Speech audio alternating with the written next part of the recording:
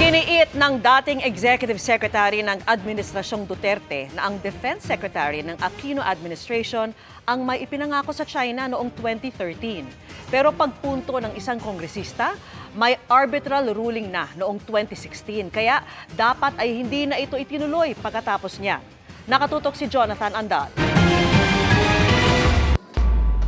Kasabay ng paggiit na walang gentleman's agreement sina dating Pangulong Rodrigo Duterte at Chinese President Xi Jinping, idiniin sa pagdinig ng Kamara ng dating Executive Secretary ni Duterte na ang Defense Secretary ng Administrasyong Aquino ang may ipinangako umano sa China. Nilimita umano nito noon sa mga pagkain at tubig lang ang mga ipinapadala sa BRP Sierra Madre na nakasadsad sa Ayungin Shoal. The status quo at the Ayungin Shoals where BRP Sierra Madre was in a 2013 commitment of former Defense Secretary Gasmin to the Chinese Ambassador Ma Keqing that he would only deliver food and water to the Marines stationed at the vessel. Wala pong gentleman's agreement. Wala, sir. However po, we maintain the position of status quo. The supposedly na wala pong repair.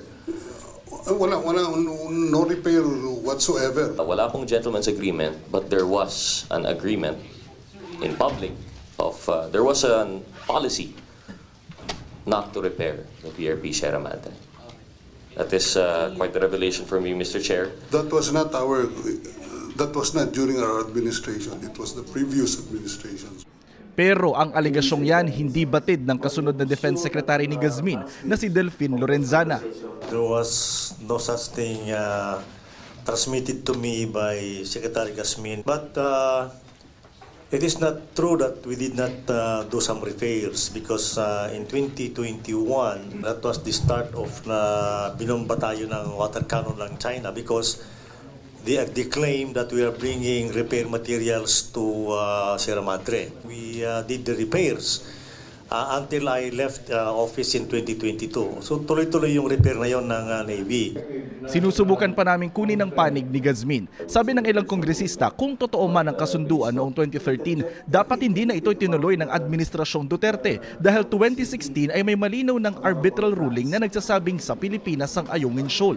Hindi po binago yung supposed status quo because I think if that were the case po, no, dapat we would have postured our foreign policy anchored on the PCA ruling. At the very least, by that time, dapat revoke na rin yung pinag-usapan na. Sabi ni Mejaldea, 8 beses nakipagpulong si Duterte kay Xi mula October 2016 hanggang August 2019.